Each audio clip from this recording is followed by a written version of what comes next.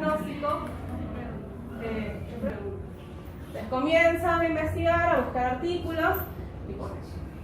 Pepito encontró que en el estudio realizado en tal año, en 1000 pacientes, encontró una asociación entre estenosis hepática y valores altos de gamma glutamina.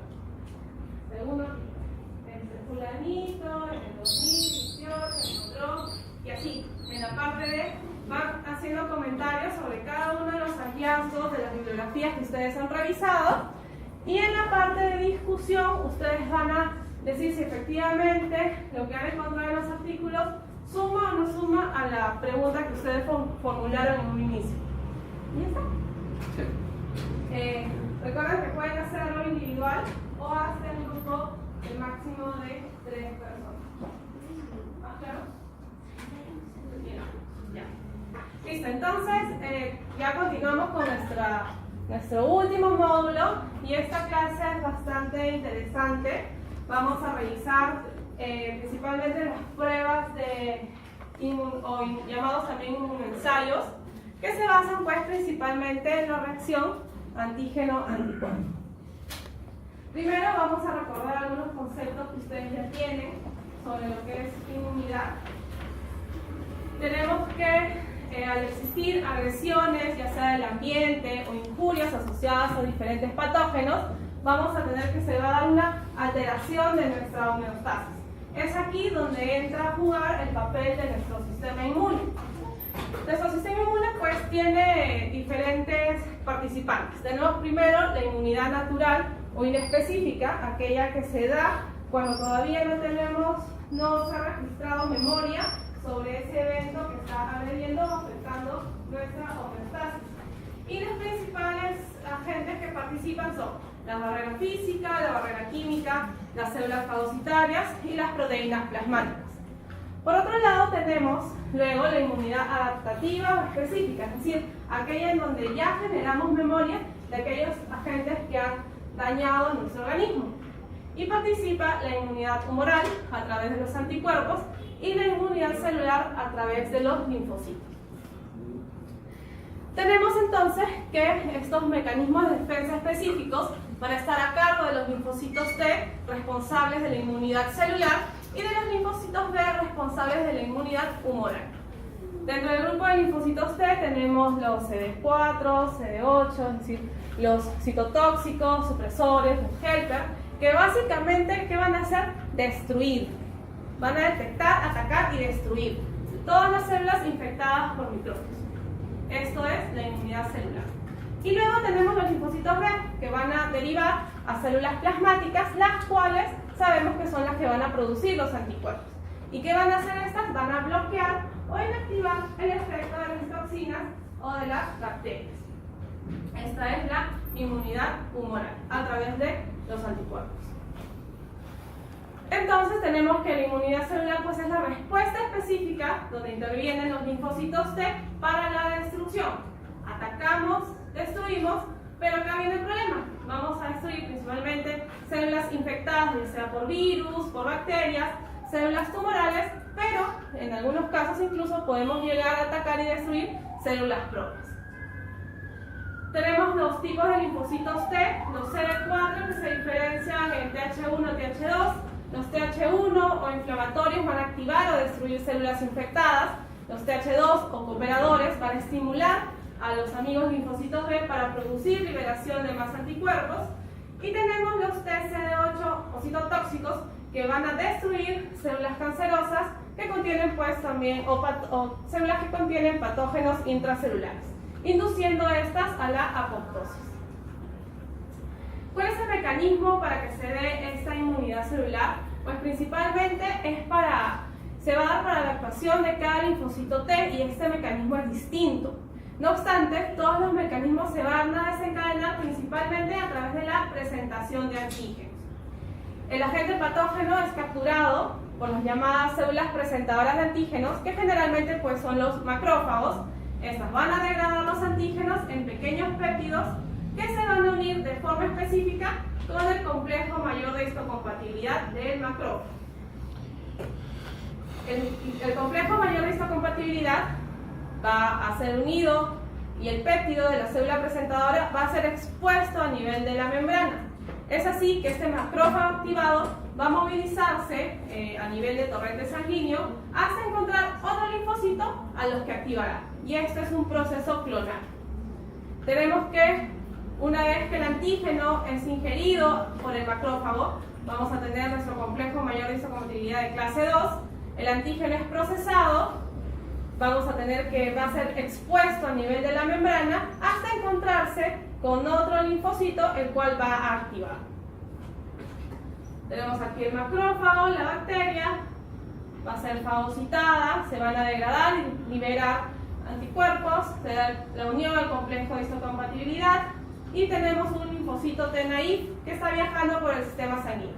Se da la unión, presentación y tenemos luego un linfocito TH1 activado que va a funcionar para activar los macrófagos, liberar interleuquinas principalmente. Tenemos de nuevo el macrófago, fagocita la bacteria, degrado y libero los antígenos, estos se unen y son expuestos a nivel de la membrana, viene nuestro linfocito T naïf, se presenta, se une y se activa. Va a activar más macrófagos y va a liberar interleuquinas. Entonces tenemos ahora la inmunidad humoral, que es la respuesta específica de las células que no van a atacar directamente a los antígenos. Esto va a darse a través de las proteínas llamadas anticuerpos, que son liberadas por las células plasmáticas, pues que actúan contra esos antígenos. Y este tipo de respuesta se produce cuando aparecen patógenos extracelulares o toxinas bacterianas. Los linfocitos B son activados a su vez por las TH2. Al activarse, los linfocitos B van a proliferar, apareciendo las células de memoria o también las llamadas células efectoras. Las células plasmáticas entonces van a liberar los anticuerpos específicos que van a provocar entonces en un futuro la opsonización del antígeno y la fijación al sistema del complemento. Estos anticuerpos tan poderosos y que son un arma vital para nuestro organismo, pues son proteínas plasmáticas globulares pesadas, también conocidas como inmunoglobulinas, y son un producto esencial del sistema inmune adaptativo, que nos va a permitir aprender y recordar las respuestas a patógenos invasores. Los anticuerpos los podemos encontrar en dos formas, ya sea soluble a nivel sanguíneo u otros fluidos, o en forma unida a la membrana celular de los linfocitos B. Tenemos que podemos diferenciarlos de acuerdo a la cadena pesada que contienen. Esta va a definir la clase de anticuerpos. Tenemos los conocidos IgA, IgD, IgE, IgG, IgM, siendo la IgG, IgA e IgE sintetizados a nivel de células plasmáticas y el de IgM e IgD a nivel de linfocitos B. Luego tenemos también que los anticuerpos están compuestos por cadenas ligeras, existiendo dos tipos de estas, las llamadas cadenas lambda y cadena K. Los IgG son los más abundantes, aproximadamente representan el 80%, se van a unir rápidamente a los macrófagos y a los neutrófilos. Van a provocar, obviamente, la destrucción del microorganismo. Pueden atravesar la barrera placentaria y se secreta en la leche materna. Estos son los responsables, pues, de mantener una inmunidad estable en los recién nacidos hasta los primeros 6 meses de vida. La inmunoglobulina M va a representar tan solo el 6% del total de inmunoglobulinas y aparecen los linfocitos B unida a su membrana plasmática y se manifiesta en la respuesta primaria activando el sistema de complemento. Por ejemplo, tenemos acá una línea temporal, una línea de vida, donde desde la concepción va a darse una transferencia materna de los IgG al feto. Al momento del parto, pues los niveles de los IgG, de los anticuerpos maternos, van decayendo, duran aproximadamente 6 meses. A partir del momento en que aparecen, comienzan a aparecer ya los anticuerpos propios del recién nacido, IgM, IgG e IgA. Recordamos las estructuras, también tenemos estructuras simples en monómeros, la IgD, IgE, IgG, en dímeros, la IgA, y en pentámeros, la IgM. Y es aquí donde entra el papel del laboratorio. el laboratorio nos va a permitir evaluar este sistema inmune, es decir, si es que se ha afectado su integridad, si es que existe alguna deficiencia, si es que existe alguna hipersensibilidad, o si existe, o cómo está el nivel de actividad de cualquiera de sus componentes, ya sea de la inmunidad humoral, de repente evaluando las moléculas circulantes, o de la inmunidad celular a través de la evaluación del fenotipaje, de la cuantificación y de la funcionalidad de alguno de sus elementos. Tenemos cómo vamos a evaluar la inmunidad humoral. Puede ser pues a través de la evaluación de las proteínas, de los anticuerpos, de las inmunoglobulinas, de autoanticuerpos, de citoquinas, de moléculas de adhesión, de los receptores solubles o de proteínas del complemento.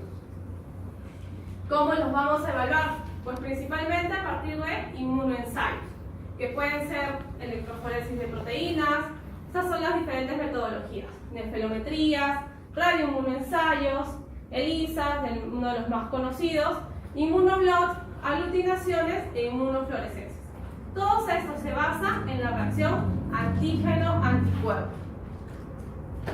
Es así que el más conocido es el ELISA, por sus siglas en inglés, Enzyme Immunosorbent Assay, y es un método cuantitativo muy conocido, de fácil realización.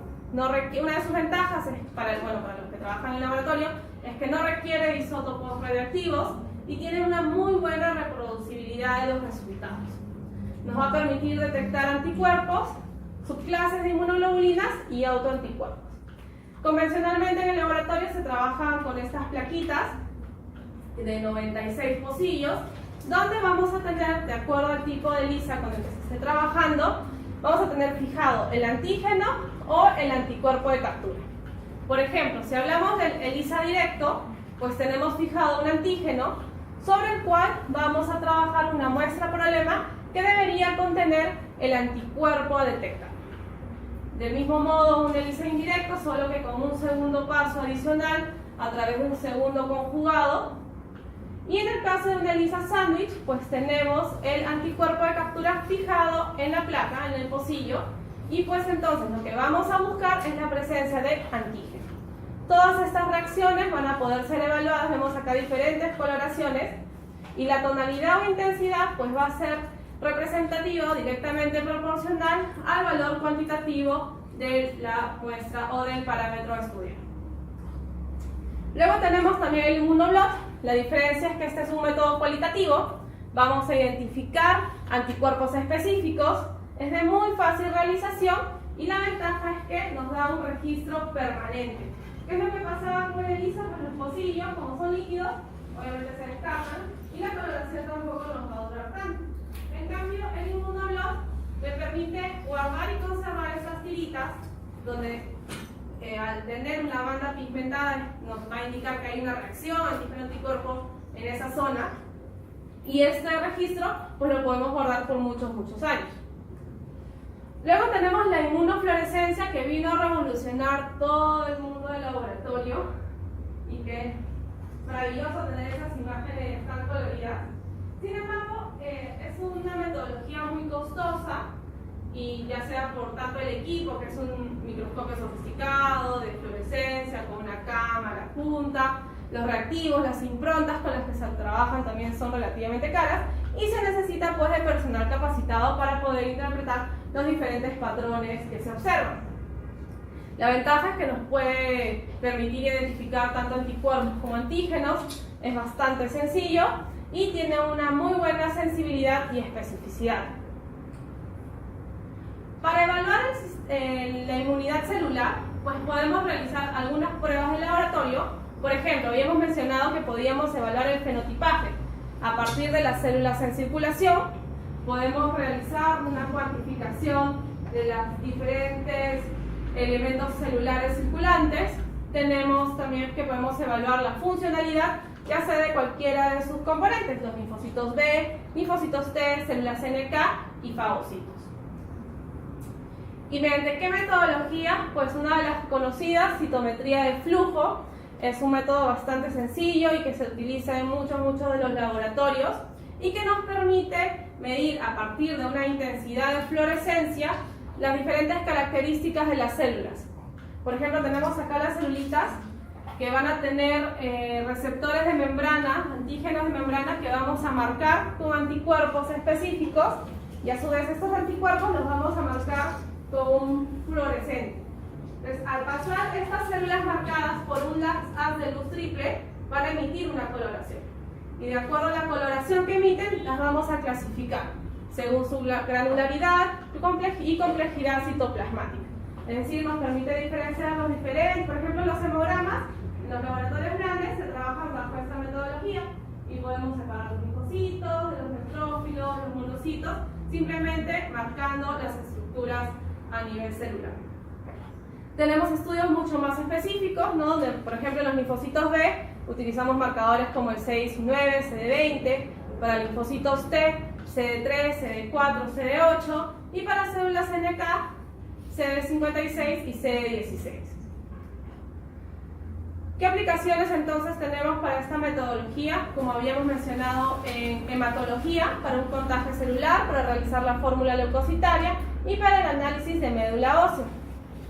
En farmacología, por ejemplo, nos permite realizar el estudio de cinética celular asociado a la administración farmacológica. Luego tenemos que en inmuno podemos estudiar subpoblaciones T a través de tipaje tisular y estimulación linfocitaria.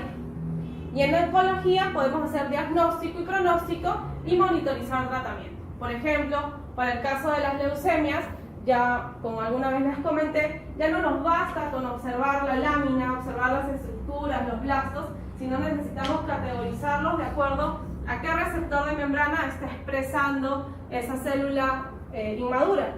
Y de acuerdo a eso, pues definimos tanto tratamiento como pronóstico. Entonces, el laboratorio en inmunidad es una herramienta complementaria que nos va a aportar elementos diagnósticos, que nos va a permitir evaluar nivel de actividad y que aporta también elementos pronósticos.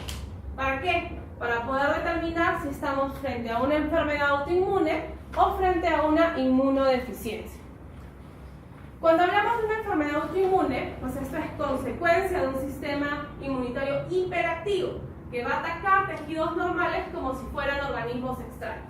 Ya ustedes conocen algunas enfermedades autoinmunes como tiroiditis de Hashimoto, artritis reumatoidea, diabetes tipo 1 y el lupus. Tenemos por el contrario que una inmunodeficiencia es cuando nuestro sistema inmune está funcionando a un nivel anormalmente bajo, a un nivel, está menos activo de lo normal, resultando en que nuestro paciente pues, puede acudir con infecciones recurrentes y que incluso pueden poner en peligro su vida. Puede ser el resultado tanto de una enfermedad genética, ya sea una inmunodeficiencia combinada grave, una agamaglobulinemia ligada a X o una deficiencia aislada de IgA. Puede ser producida también por fármacos, como cuál, como los corticoides, o también producida por una infección, como el síndrome de inmunodeficiencia adquirida o SIDA. ¿Cómo actúa? ¿Cómo funciona? ¿Qué es lo que pasa en el síndrome de inmunodeficiencia adquirida? Pues tenemos el agente, el virus del HIV, que tiene dos principales dianas, el sistema inmunitario y el sistema nervioso. Vamos a tener que en una fase inicial se da la infección a partir de lesiones en tejidos mucosos, a partir de contaminación sanguínea, dándose posteriormente una inmunodeficiencia profunda que va a afectar principalmente la inmunidad celular. ¿Por qué? Se va a dar una infección y una pérdida grave de los linfocitos T, CD4, son sus favoritos. La pérdida de los linfocitos T, CD4 se va a dar entonces a la infección de estos y a los efectos citopáticos directos que tienen los virus en su replicación. Se sabe que se producen algo más de 100.000 millones de partículas víricas al día, es decir, alrededor de 1.000 a 200 millones de linfocitos CD4 mueren también cada día. Va a llegar un momento en que el sistema inmunitario no va a poder sustituir a los linfocitos T activados y a medida, conforme avanza la enfermedad, la renovación de los linfocitos T no puede mantener el ritmo de las pérdidas de estas células. ¿Qué pruebas de laboratorio vamos a utilizar para hacer los controles a nuestros pacientes con HIV? O bueno, para determinar y hacer el diagnóstico, por ejemplo, tenemos métodos directos donde vamos a evidenciar o cuantificar la presencia del antígeno, es decir, componentes virales del propio VIH. Puede ser a través de métodos moleculares como el PCR, ya sea cualitativo o cuantitativo, o métodos mucho más complejos como el cultivo y el aislamiento viral. Sin embargo, el PCR está ya al alcance de todos los laboratorios, se realizan ya con mucha frecuencia y son un buen método, incluso confirmatorio. Tenemos otros métodos indirectos porque vamos a evaluar la presencia de anticuerpos totales en la muestra problema. Y es aquí donde viene pues la fama de las pruebas de ELISA, ¿no? Sin embargo, tenemos también las pruebas rápidas, tenemos el IFI y el Western. Recordábamos que, por ejemplo, en el pocillo de ELISA vamos a tener fijado el antígeno. El paciente se entiende que debería tener anticuerpos contra ese antígeno y finalmente se da la reacción antígeno-anticuerpo que va a revelar un color. Tenemos que las pruebas rápidas tienen el mismo principio, es un inmunoensayo, es enzimático, es una prueba más sofisticada que las pruebas de aglutinación y son test de detecciones rápidas que tienen una muy buena sensibilidad y donde la posibilidad de tener falsos negativos es baja. Luego tenemos la metodología de inmunocromatografía, que nos permite detectar pues, anticuerpos anti-HIV, ya sea tipo 1 o tipo 2, pero no los componentes virales. Este es un método cuantitativo, simplemente va a poder decir positivo o negativo. Sin embargo, si es necesario a veces cuantificar, este método no nos va a ayudar mucho. El ELISA, por el contrario, por ejemplo en el caso del principio sándwich, tenemos donde fijamos los antígenos, tenemos el anticuerpo, ya sea en muestra de suero o plasma, se va a dar un conjugado que va a estar marcado por una enzima, se asocia a un sustrato cromogénico y finalmente un revelador del color que va a generar la variación. Y es así que vamos a tener los diferentes patrones de coloración de acuerdo a la cantidad de anticuerpos presentes en la muestra. Por ejemplo, esta coloración muy bajita nos podría indicar pues, que hay ausencia de los anticuerpos, es decir, no hay color, sería una prueba negativa. Y en el caso de una prueba positiva, pues tenemos la presencia de los anticuerpos HIV tipo 1 tipo 2 con esta coloración amarilla. Tenemos que existen diferentes generaciones de esta prueba, conforme han ido avanzando los años, se han vuelto mucho más específicas. En una primera generación simplemente se utilizaban antígenos de un guisado viral a partir de un cultivo. Luego tenemos la segunda generación con antígenos que corresponden a proteínas recombinantes o péptidos sintéticos. Ya en una tercera generación tenemos péptidos recombinantes para ambos tipos, el HIV1 y 2. Y en la cuarta generación, que es la que actualmente todos los laboratorios que pretenden hacer diagnóstico deben utilizar, es donde se adiciona el P24. Luego tenemos las pruebas confirmatorias, que tienen una muy alta especificidad. Entre ellas está el Western blot y la inmunofluorescencia indirecta, donde hay una baja posibilidad, casi nula, de obtener resultados falsos positivos. En el caso del Western blot, vamos a ver que detecta anticuerpos contra proteínas específicas del HIV. Es una prueba inmunolineal, también conocido como ELISA en banda, que nos va a detectar pues, los anticuerpos. Utilizamos guisados virales de las células infectadas. Estas proteínas las vamos a someter a una electroforesis en gel, van a migrar y van a ser transferidas luego estas proteínas a una hoja de nitrocelulosa, sobre la cual vamos a agregar la muestra problema y nos van a generar las diferentes bandas de acuerdo a la positividad o presencia del anticuerpo. Tenemos las principales bandas, por ejemplo la GP160 es una precursora de envoltura, la 120 es de glucoproteína externa, la P24 que es la proteína principal. Y tenemos que para indicar que un Western blot es positivo es cuando existen más de 2 bandas con intensidad mayor a una cruz. en relación al control. Debe existir una banda de envoltura y siempre el P24. Debe haber la presencia de bandas como el GP120, GP41, P31, P24 para el caso de HIV1 y para el caso de HIV2 la GP105 y GP36.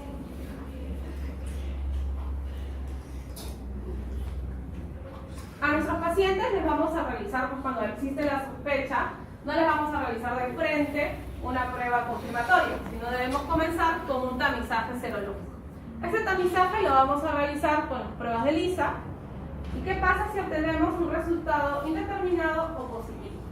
Lo que indica el protocolo es realizarle una nueva muestra y vamos a correr.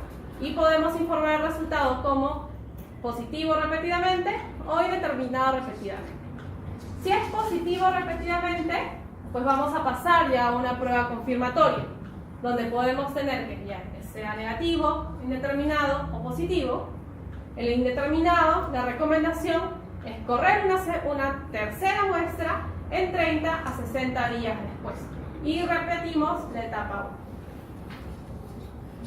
1. De todas las pruebas que hemos mencionado para el diagnóstico de nuestros pacientes HIV, tenemos que algunas tienen ventajas y desventajas. Por ejemplo, las pruebas rápidas son económicas, rápidas, muy sensibles, pero poco específicas.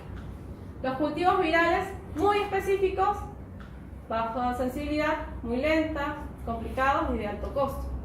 Los ELISAs tienen una muy buena sensibilidad y especificidad, son sencillas, rápidas, sin embargo acá se nos escapa el periodo de ventana, ¿no? Porque vamos a tener un periodo en donde los niveles de anticuerpos no van a poder ser detectados. El costo, porque algunas de las ELISAs de última generación sí son un poco más caras. En el caso del Western blot tenemos que la prueba confirmatoria, porque tiene alta sensibilidad y alta especificidad y tiene un elevado costo.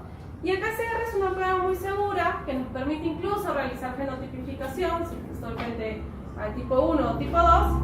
Me evita este periodo de ventana porque voy directamente a buscar la presencia del virus. Sin embargo, puede estar no está exenta de algunas ventajas, como la contaminación durante el propio proceso y que todavía tienen un costo elevado. ¿Qué pruebas complementarias vamos a necesitar para nuestros pacientes, ya sea para el seguimiento o incluso para, por ejemplo, para realizar la evolución de la enfermedad?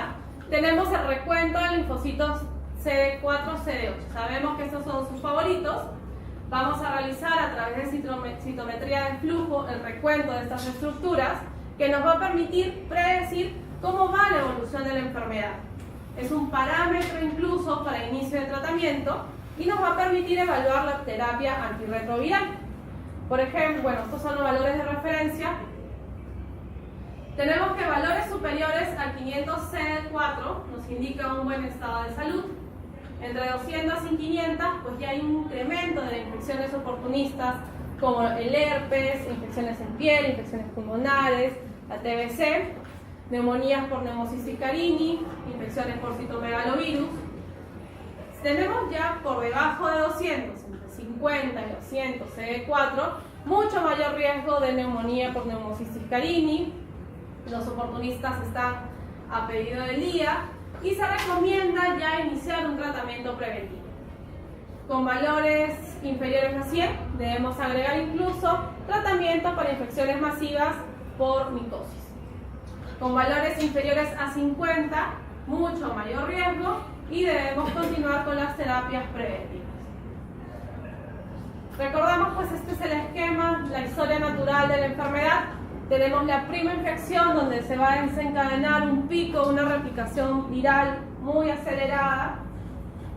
Hasta ese momento nuestros niveles de CD4 no se han dado cuenta, ni siquiera se han afectado mucho, pero conforme van pasando los años, estos recuentos van cayendo, van apareciendo en las diferentes enfermedades oportunistas y va a llegar un momento en que esta curva va a verse sobrepasada por la replicación viral incrementada y que no tiene forma de ser combatida, entrando ya en la fase 5.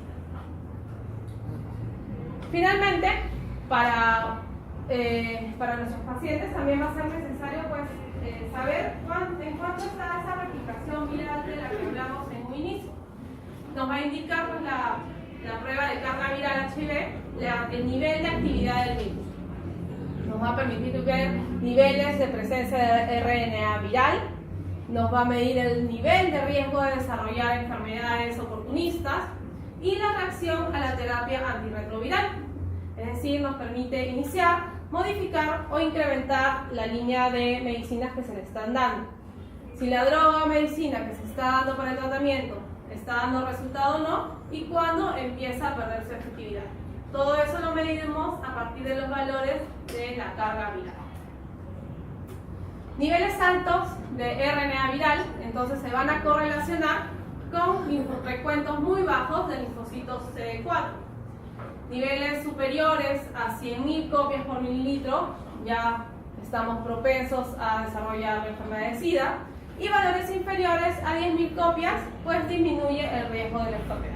Entonces vemos que es muy necesario tener no solamente el dato de CD4, CD8, sino también de la carga viral, que nos va a indicar la replicación y cómo está la replicación de este virus. Listo.